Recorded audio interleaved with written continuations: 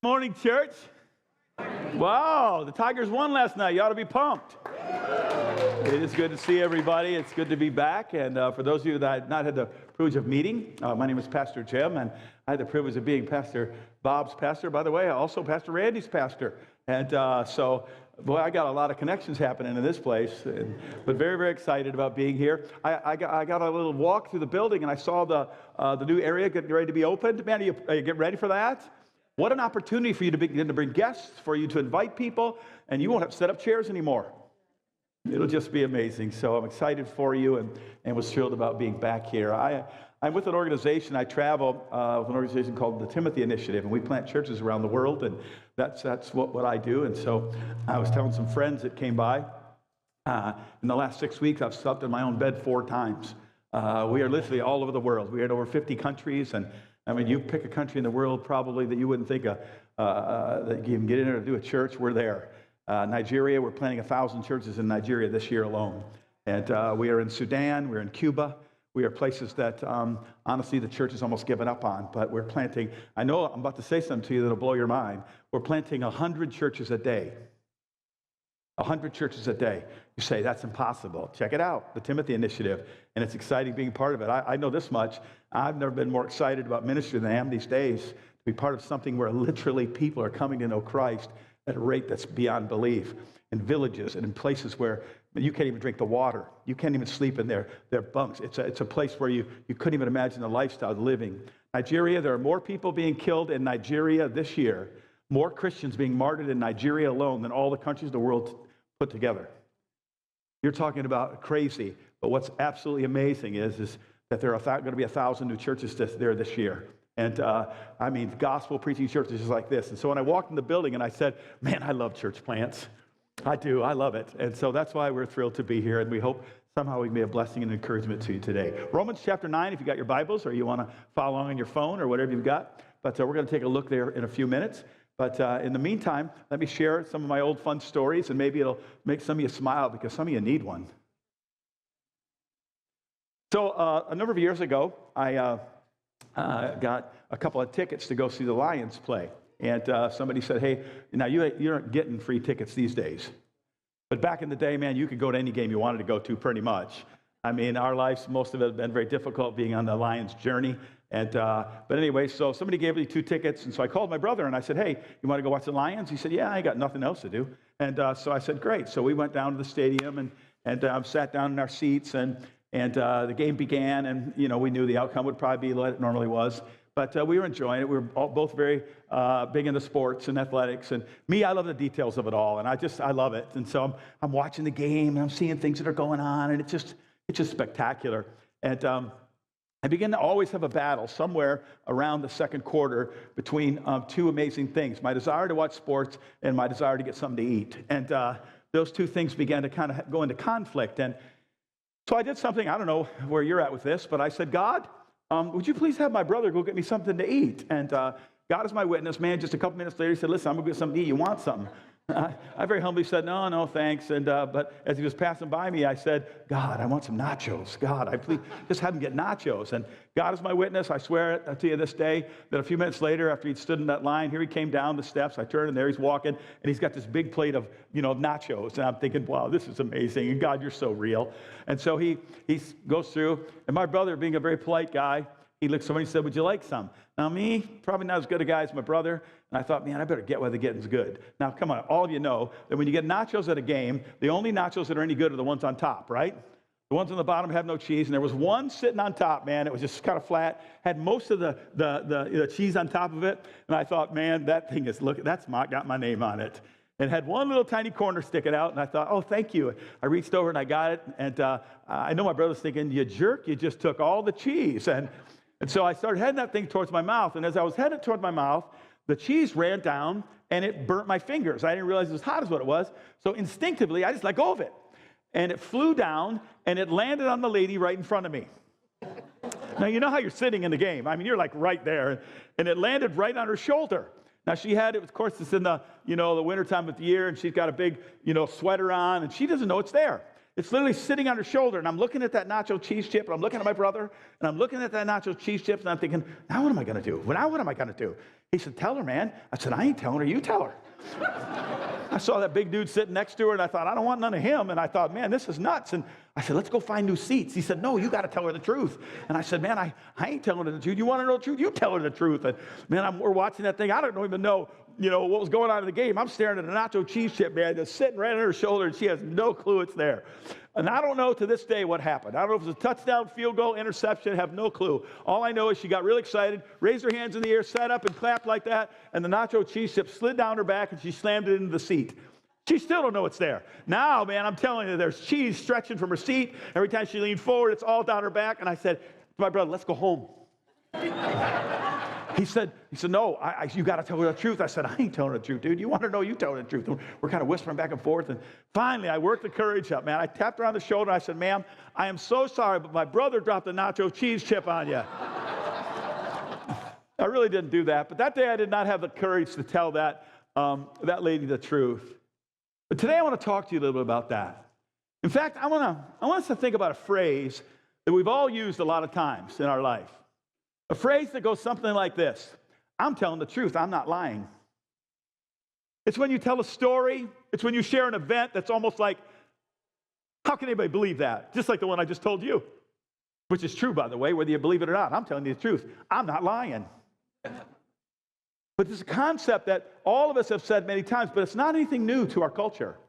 It's not anything new to, even in the last 100 or 200 years. In fact, did you know that one of the heroes of our faith introduced this concept to the world? Did you know that one of the most incredible men who ever walked on this planet outside of Jesus himself used this very same statement in the book of Romans? Romans chapter number 9, the Apostle Paul says this. Get a look at it. It's pretty crazy, amazing. He said, I'm speaking the truth in Christ. I'm not lying. He said, I'm telling the truth. I'm not lying. I'm about to tell you something you're not going to believe. I'm about to tell you something there's no way you're going to get your arms around. I'm about to tell you something that you're going to go, man, that dude is just talking smack. He's just talking stuff. He's just talking junk, because what he was about to say was almost beyond comprehension. Nobody could ever believe what he's about to say. He said, I'm telling the truth. I'm not lying.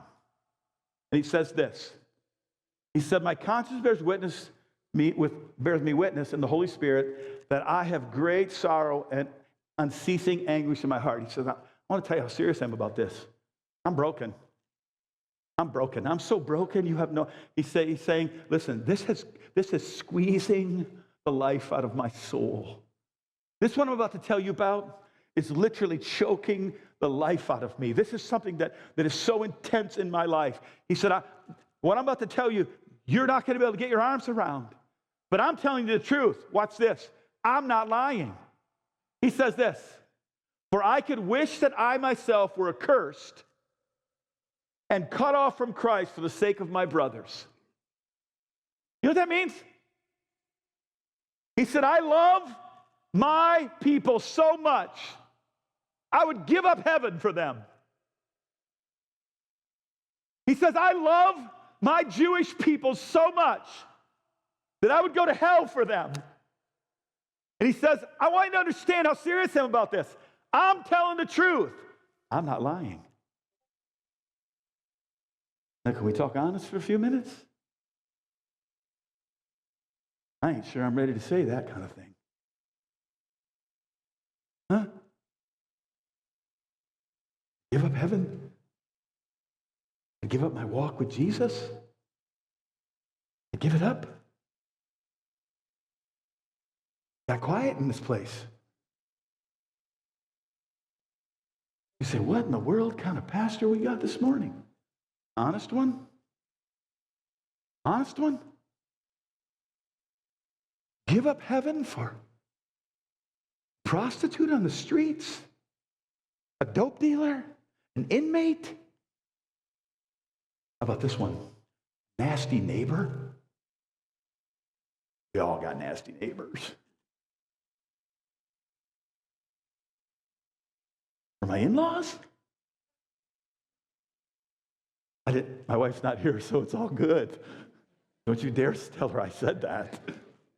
But my in-laws? Enemies? Let alone people I love. Wait a minute here. How's somebody make a statement like that and want the world to know for centuries how serious he was about it? So serious that he wants you to know, I'm telling you the truth. I'm not lying. My heart is so gripped. My heart is so broken. I am so torn asunder. There's something going on inside of me that's so deep. And I want you to understand how real it is. And I'm not lying. I'd give up God for him. Wow. I ain't sure I'd give up God for anybody. I'm just not sure I'm that kind of believer. I'm not sure I've got there. That's why I've entitled this message. You know something? Maybe when I'll grow up, I'll be like that. But how do I begin to think like that?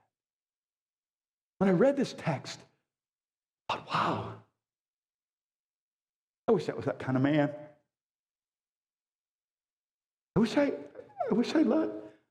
Well, first of all, I wish I believed that much. You say, believed? Yeah. Oh my, we got a guy who doesn't believe? Come on. You ever struggle with your belief system? You ever battle with what you believe? I love this story. I tell lots of stories, so we'll have a little fun. Great story of this little girl who lived up the road from the church. She, Dad had checked out on her before she was born. Mom was living the party life. And this little girl was just trying to go to school and do her thing. And every Friday and Saturday night, Mom would be at the bar, and she's partying at the club and doing her thing. And when she left on Friday, she would always tell her little girl, here's how it's going to work. You lock the door behind me. There's frozen pizza in there. You go, stick it in the microwave and make yourself a pizza. You watch some TV. You want to fall asleep on the couch? Great. You get in bed. It's all right. I'm not sure when I'm coming home. But do me a favor. Don't wake me up in the morning when you get up. Guess what? There's waffles in there. You stick them in the toaster, and you watch some cartoons, and that's how they did life. It's awful, isn't it? Happened just like that. This little girl on that Friday, Mom checked out. She went and got her little pizza out of the freezer and stuck it in the microwave and fell asleep on the couch with the TV on. And she woke up the next morning. Mom had stumbled in sometime in the middle of the night, and she got up and she began to watch cartoons. Nothing like Saturday morning cartoons, huh?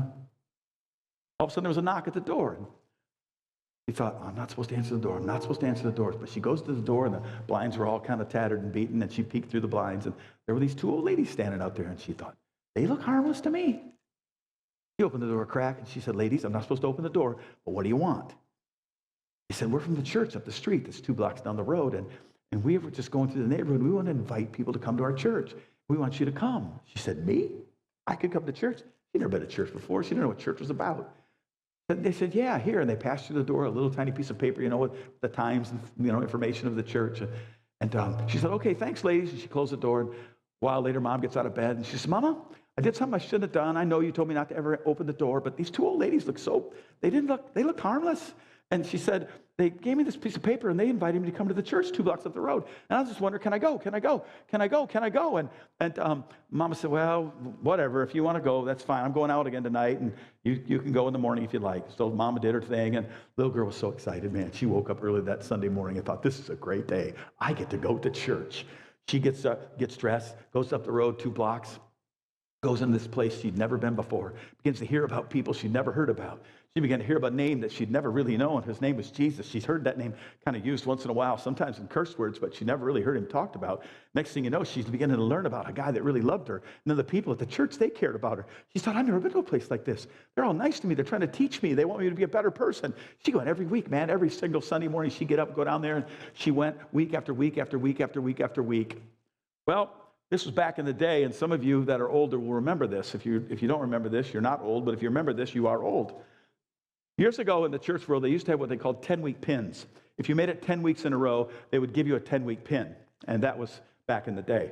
And so the little girl, the teacher said, listen, you've been here 10 weeks in a row. And the teacher said, we're going to award you with the 10-week pin. She said, really? He said, yeah, it's going to be your special day next week. We want to honor you. And so the little girl said, Mama, she said, Mama, they're going to honor me next week. They're going to give me a 10-week pin, and they're going to honor me for being there 10 weeks in a row, and it's my special day. Would you please come? Would you please come? Would you please come?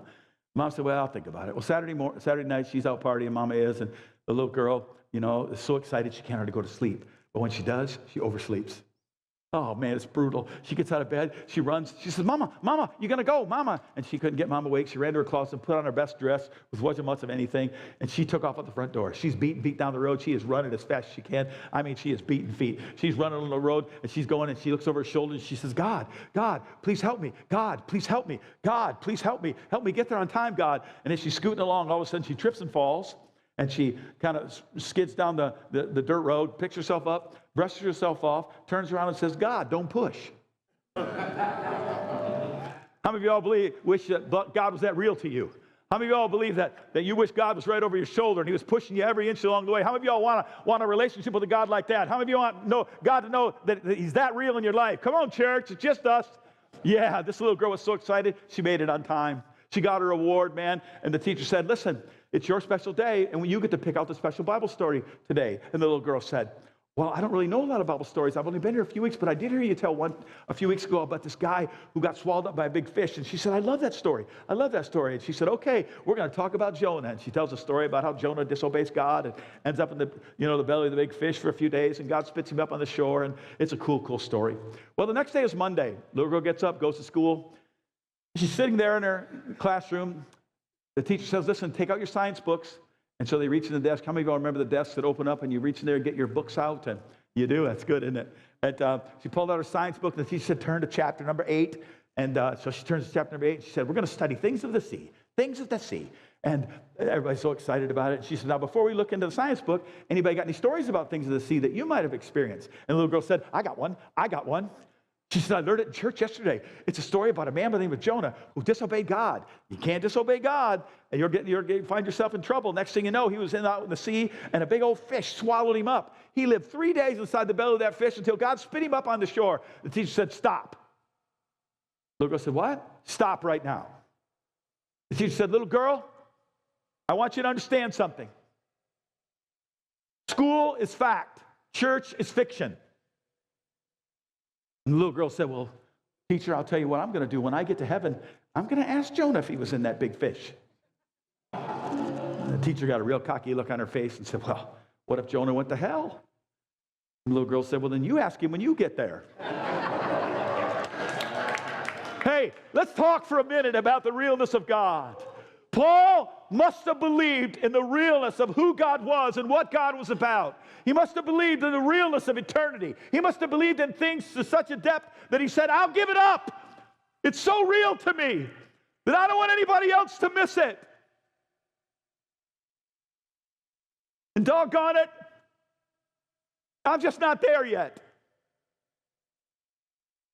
And I'm hoping one day I'll get there. Because there have been days in my life I wondered if God's even real. You know those moments where you think, where are you at?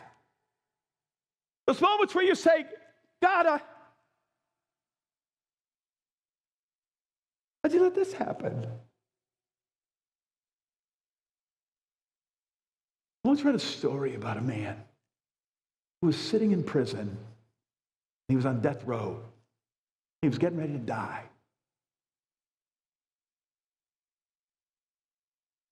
And just before he was getting ready to die, he needed to know that Jesus was real. You might have heard of him. His name was John the Baptist. He'd walked with Jesus. He baptized him. He saw some of the amazing things that he did. And now he's at that one of those, come on everybody, he's at one of those moments that will shake your life. And he wanted to know at his death, is Jesus real? And he needed to ask that question. Well, sometimes I need to ask God that question when I'm alive. Because there are moments that will come into your life. If they're not there now, they're coming. And if you never get honest about where you're at in your journey,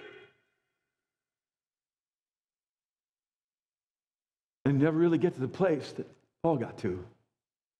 Because see, we got to pretend, right? Because we're in church. We got to play like the church game. We don't want anybody to think that there have been some really, really difficult moments in our journey that we, wonder, God, is this worth it? Do you hear me? Are you like out there? God, you forget about me?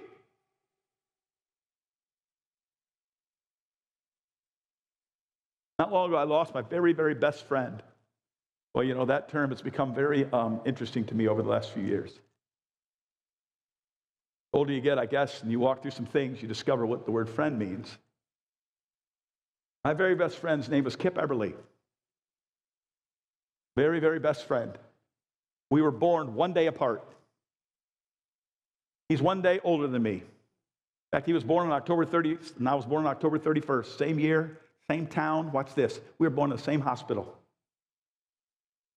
We really didn't reconnect until we had, families and a wife. And, I did recognize him as soon as I saw him. He had the same exact hairdo in the nursery as he did then. But we built a friendship, man, that was just sweet. So not long ago, he called me on the phone and said, listen, I got some bad news. They gave me 3 months.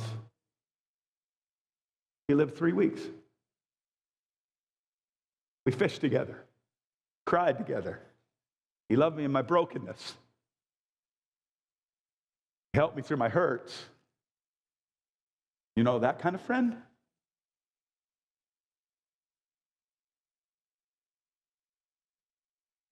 We love to go fishing in the Detroit River. Jig for walleyes, our thing. We leave at 4:30 in the morning. And I knew he wasn't doing well, so I got up and put my fishing gear on. 4:30 in the morning, and I went to his house. I sat next to his bed, and I said, hey, I'm here to go fishing. I held his hand when he went to heaven. Those moments, right? We say, why him, God? I should sure give you a list of other people to be better off there than him.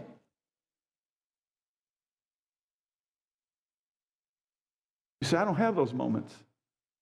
Maybe you need to get honest about that, huh?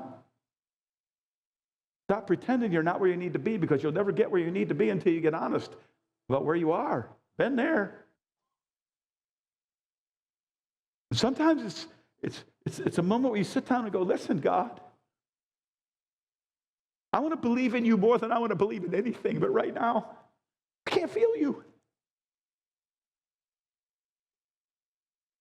Right now when I pray, I don't even think anybody's listening to me. Right now I got so much pain inside of me, God, that I can't figure out why you won't take it away. Why won't you fix my marriage? And how come you won't take care of my kid? And how come that person got sick? And why is that happening to that little kid? And why those people get shot? Come on, church. Isn't it sometimes good for us to get real? Because when you get real, then God can do a real work in your real life. And me, I need a real God more than I need anything in this big old world. Give me a real God for my real hurts and my real journey. I want a real God. Come on, church. Let's celebrate the fact that there is a real God. Doggone it, I want to believe him like Paul did. He said what he said. I not only want to believe in him like that, I want to love people like that. Now let's shoot straight a little more, huh? I travel preaching. I'm somewhere every single week, somewhere in this country, in this world. That's what I do. So when I leave here today, if you like what I said, it's a good day. But if you don't like what I say, it's still a good day. And you can always send Pastor Bob or Pastor Randy the letter about me. It's okay. But honestly, the church has gotten really good at singing about the love of God and talking about how we love people. Loving people. We're better at judging them than we are loving them. That one hurt. It's easier to judge somebody than it is to love them. So many years ago, I was when I was pastoring, it was Christmas morning, and happened to be on a Sunday that year, and I had to preach, I think, 7 or 8 times that day. And my wife said, "Listen, it's Christmas. We're going to go get you a new suit and some new shoes." I said, "Okay." So we go get a new suit and a new shoes. Back in the day when I wore a suit every day to preach in, and I got a new suit, new shoes, and Christmas. And she said, typically I had a driver that would take me from place to place, but she said, I said, "It's Christmas, so we're going to give them the time off. Will you just drive me?" And she said, "Yeah." So we got in the car. I did my early morning service, probably at 7 or 8 or whatever it was, and then the next one and the next one. And I was doing one out in Fenton. I got done, and I was heading back towards the Waterford area. As I was driving through the country roads back there, heading to the next location to preach again. And as I'm going along, all of a sudden we come around this corner, and I look and I said, "Honey, look."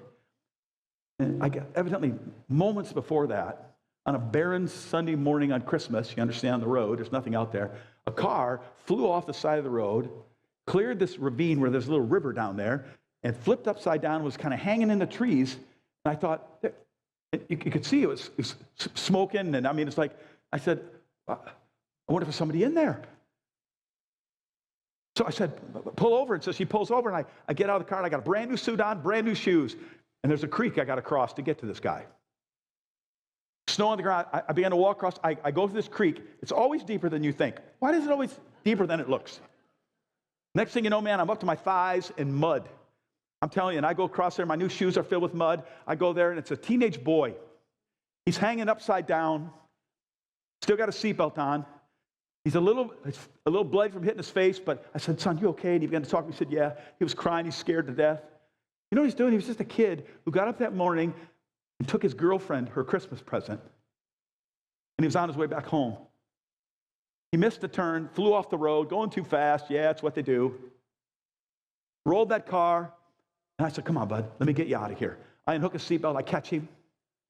I kind of carry him across the creek, up the side of the bank. By that time, other cars are stopping there. A few moments later, here became some paramedics, and they began to show up there. And I bring the kid up there, and I'm now mud covered, man. I'm telling you what. I got about 4, 5, 6 more services to go that day, and I'm mud covered. My shoes are filled with mud. My socks are filled with mud.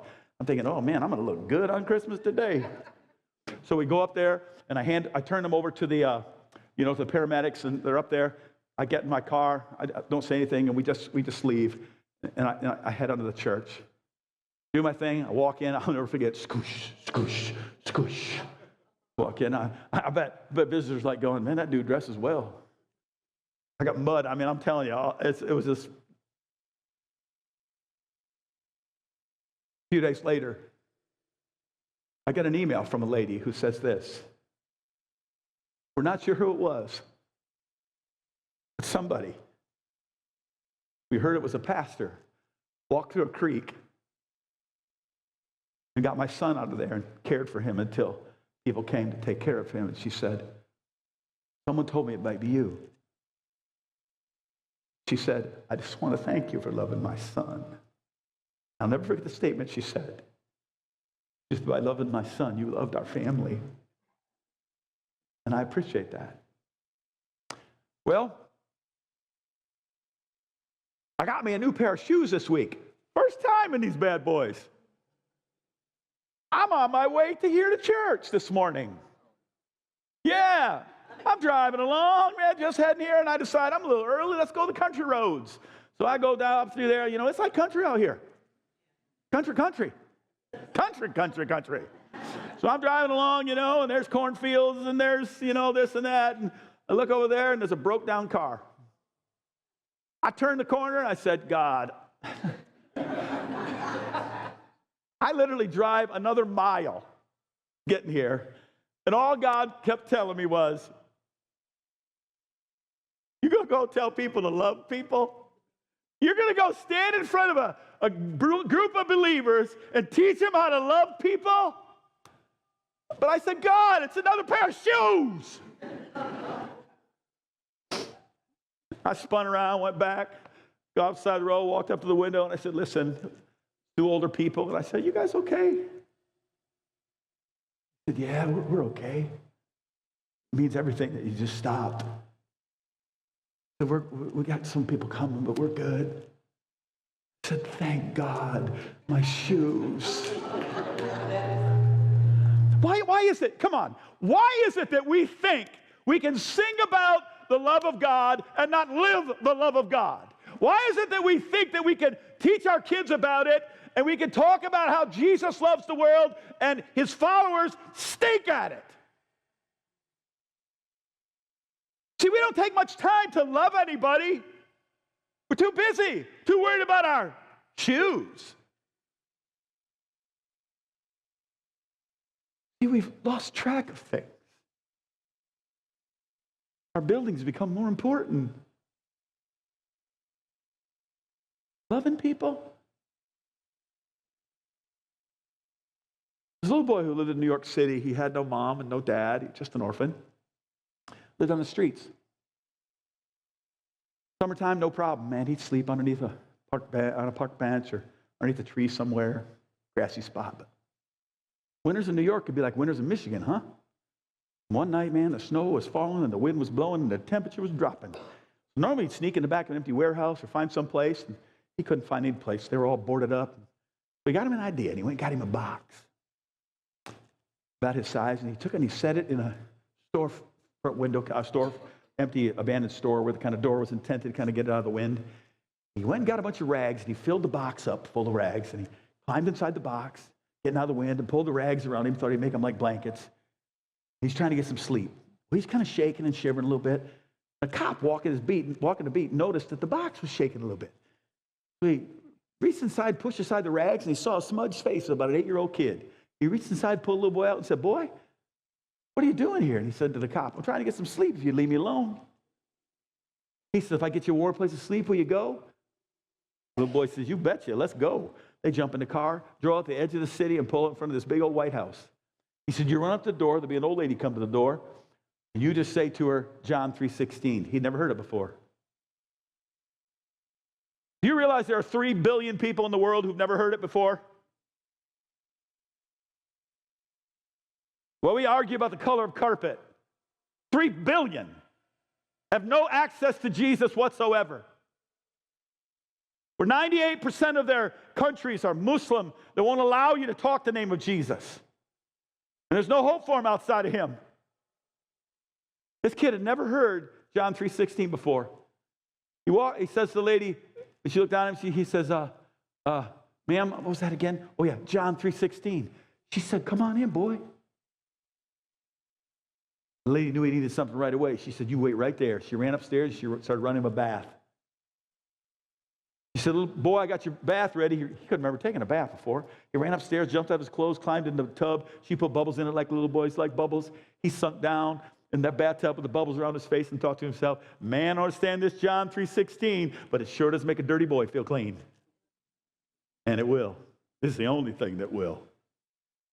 A few minutes later, there was a knock at the door. A lady opened the door a crack and tossed him some pajamas. She said, your bed's right across the hall. He couldn't ever wear pajamas before. He climbed out of the tub, dried off, put on his pajamas, ran across the hall, jumped in that bed, pulled that quilt up around his face and thought, man, I understand this John 3:16, but it sure does make a cold boy feel warm.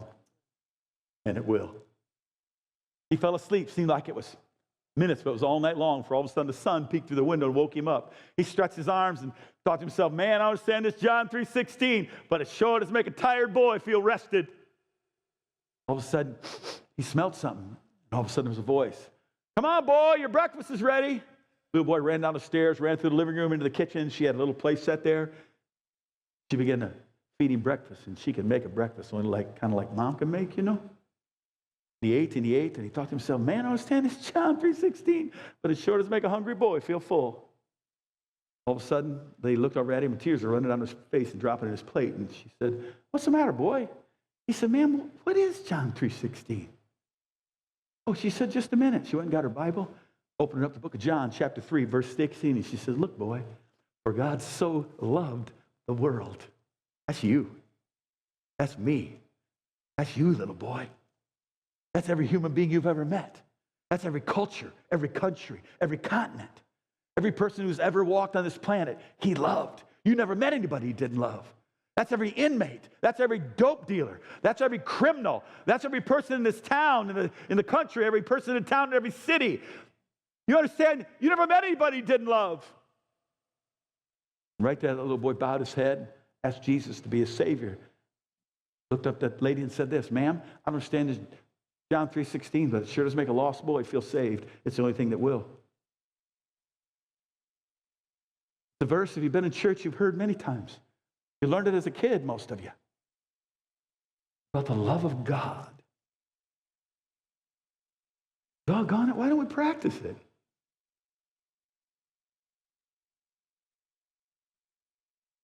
He's crazy about the people you don't like. Ouch. He's crazy about the people you're angry with. He's crazy about the people that you think you're better than. Whoa, it's getting tough in here this morning, ain't it? Paul said this, I want to tell you something. I love those people so much. They wanted him dead. They wanted him dead. Do you understand? They tried to kill him. He said, I'll give up God for them. Wow. I hope one day I'll grow up and love people like that. Sometimes you got to take a look at like the real deal.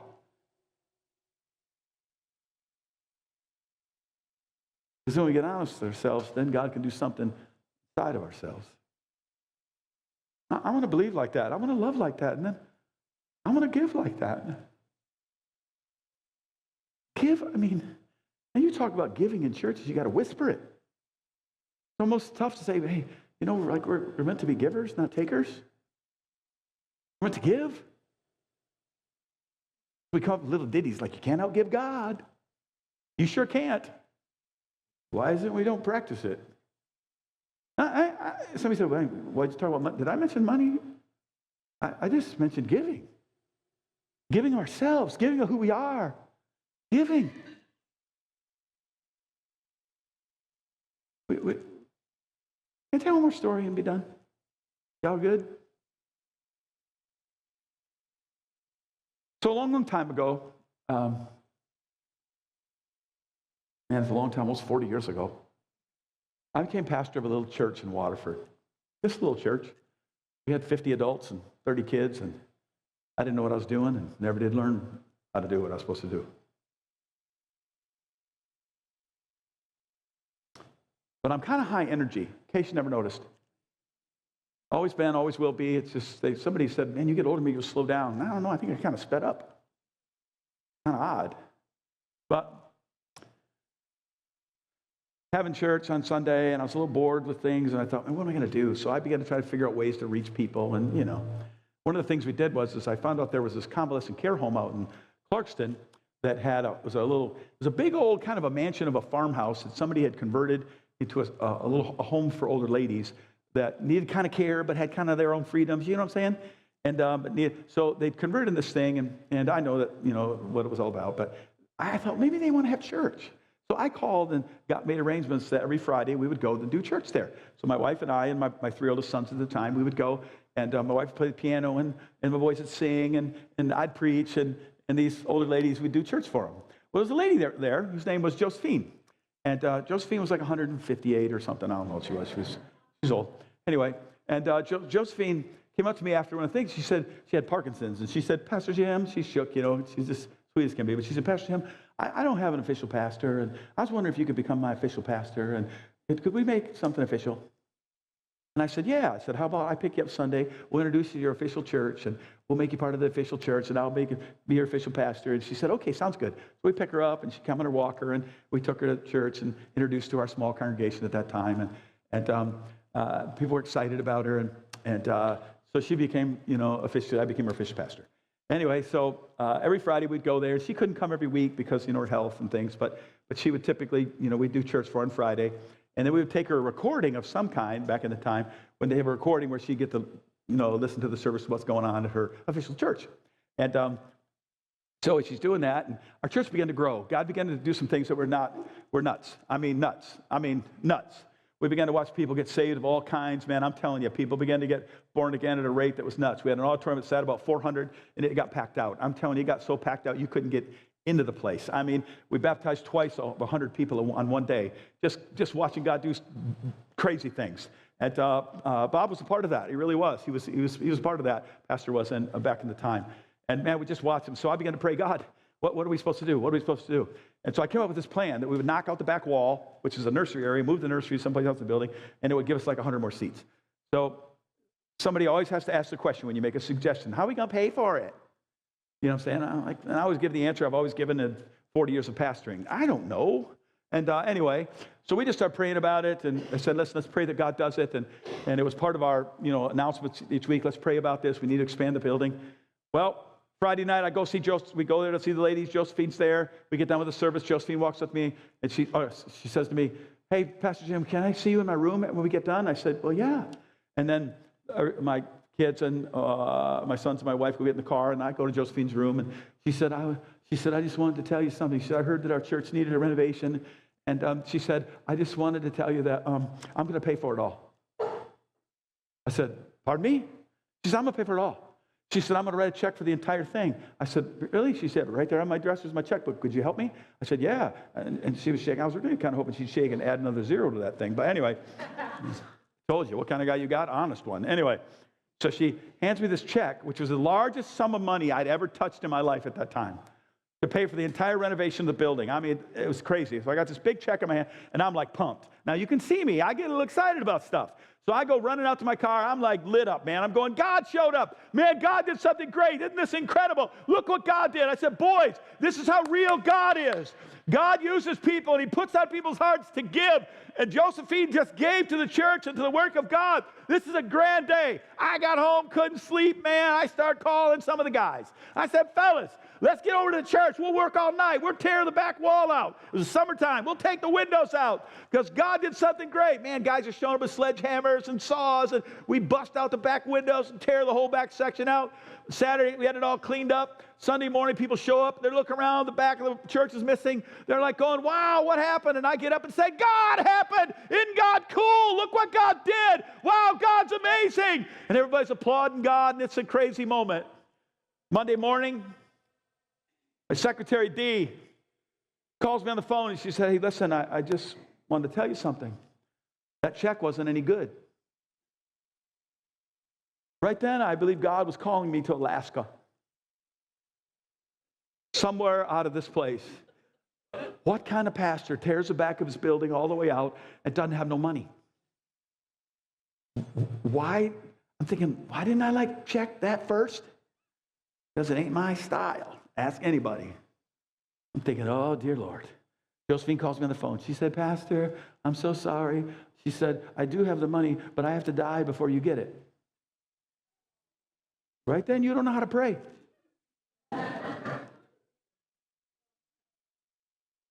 I said, Josephine, it's okay. It's okay. God's got it. He'll figure it out. Oh, my. Thinking, you got to be kidding me. I'm figuring out how to put plastic on the windows that are now, the openings that are gone. And oh, my. We had a lady in our church that Tuesdays volunteered to take seniors to go shopping. Josephine needed to go get some things. Picked Josephine up, took her to Meijer. She bought a few things for herself.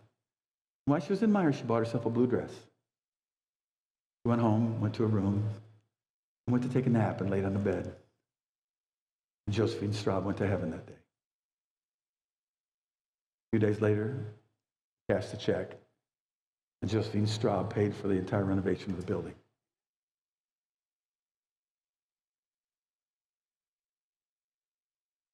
And God used her giving to take a church to a place that few churches ever get to.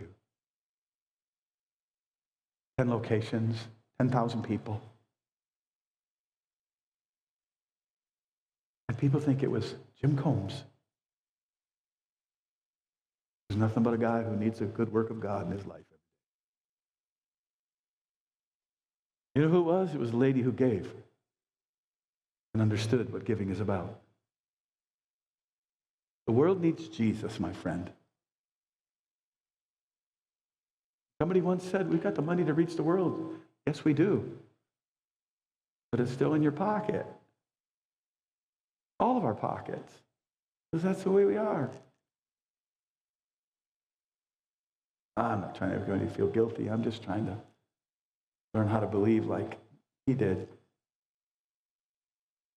Learn how to love like he did. Learn how to give like he gave. What he's saying? Man, I hope when I grow up I can be just like him. And I thought, I wonder if I'm ever going to meet anybody like that. You know what's crazy? The last few months I have. They're pastors who have nothing.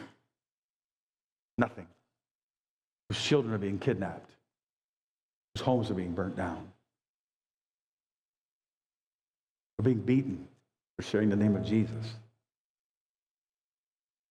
Guys that I know have been killed.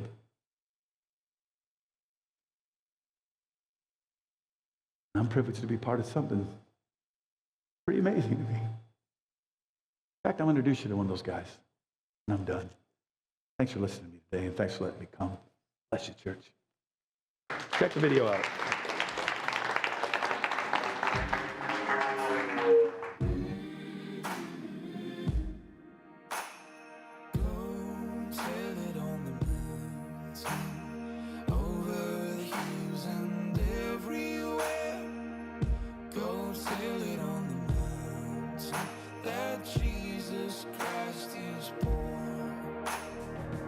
His knees should ache, but they don't. He should be retiring, but he's not. His name is Musa. He's 62, and his body and spirit stand strong, for he carries a message that burns brighter than any mountain fire. There is only one long road in and out of the mountains he calls home, the Vidunda Mountains of Tanzania. Each Saturday, Musa begins his journey, 4 hours down the steep slopes of Vidunda, down to where his weekly TTI training awaits. It's a long way down, but an even longer way back. 5 hours of climbing to return home. 9 hours round trip. 9 hours with a spring in his step to be trained to go and tell.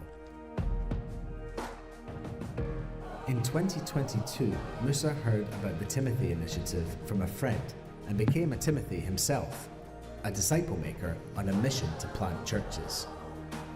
Through his disciple-making training, Musa found the courage to proclaim the gospel, and so he began to walk. He walked to villages all over the sparsely populated mountains, sharing the good news with all who would listen.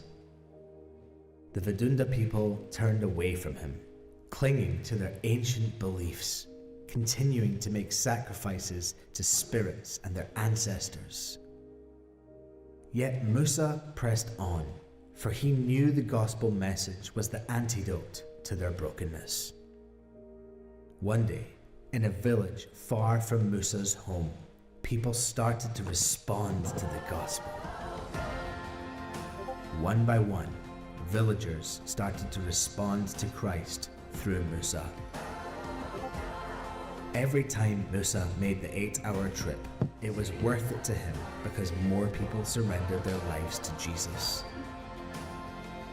Soon, Musa had made 8 new disciples, and today, his efforts have resulted in a thriving church in the village, bringing light to a place that had been held captive by the darkness of ancestral worship for so long.